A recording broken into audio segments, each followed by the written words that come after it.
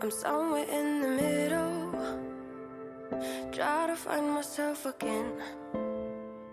Et coucou les amis, j'espère que vous allez bien aujourd'hui et on va parler de la fatigue chronique. J'ai envie de vous parler de fatigue chronique parce que tout simplement, à mon avis, c'est un des symptômes les plus minimisés par les gens et par le corps médical quand on souffre d'une maladie invisible. Et pourtant, pour nous les malades, c'est souvent un des trucs les plus compliqués à gérer. Pour commencer, on va juste parler du syndrome de fatigue chronique qu'on appelle également l'encéphalomyélite myalgique.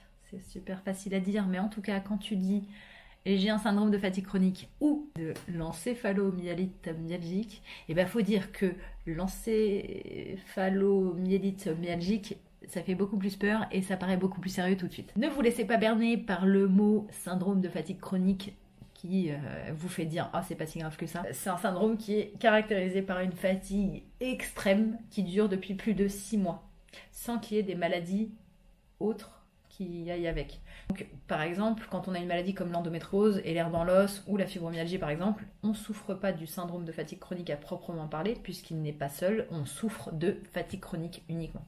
Mais alors les amis, que l'on soit quelqu'un qui souffre du syndrome de fatigue chronique ou que l'on soit quelqu'un qui a une maladie qui nous provoque de la fatigue chronique, c'est une vraie fatigue. C'est pas genre « Oh, je suis fatiguée, j'ai besoin d'une sieste pour me revigorer. » Non. C'est genre je peux plus ni me concentrer, ni tenir une conversation, ni me tenir debout, voire même presque plus respirer tellement je suis fatiguée. Je dois dormir et quand je me réveillerai, ça n'aura rien changé du tout.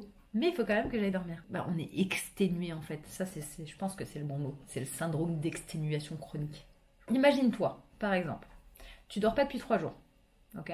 Mais vraiment pas. Et on te demande quand même d'aller au travail. De te concentrer, de tenir des conversations, de rentrer chez toi en transport, sans dormir dans les transports, d'arriver chez toi, t'occuper de tes 3 gosses, de faire la lessive, de faire la vaisselle, de faire à manger. Et enfin là, tu vas pouvoir aller te coucher. Mais attention, tu dors que quelques heures. Et pendant ces quelques heures où tu vas dormir, on va te réveiller toutes les 20 minutes. Bref, tu dors quasiment pas et en tout cas, ton corps, lui, il ne se repose pas. Et ensuite, tu dois repartir pour une journée de travail. Et tu répètes tout ça pendant 1 mois. Au bout de ce mois, tu te sentiras comme nous on se sent constamment. Ça nous rend relativement irritables, voire très facilement irritables pour certains.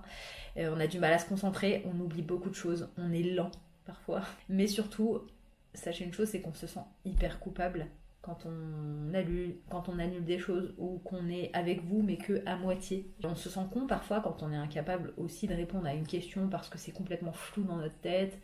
Et surtout, on se sent seul parce qu'en fait, personne ne nous comprend. Enfin bon, c'était juste pour vous parler rapidement de la fatigue chronique parce qu'il me semblait hyper important de vous faire comprendre que c'est pas un truc facile à vivre. J'espère que c'est plus facile à comprendre pour vous maintenant. Vraiment, je vous jure que c'est pas un truc... C'est pas juste de la fatigue, les gars. C'est pas juste de la fatigue.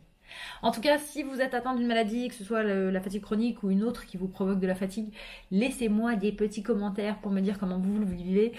Et n'hésitez pas à vous abonner à la chaîne. Je vous fais des bisous. Je vous dis à bientôt. Salut!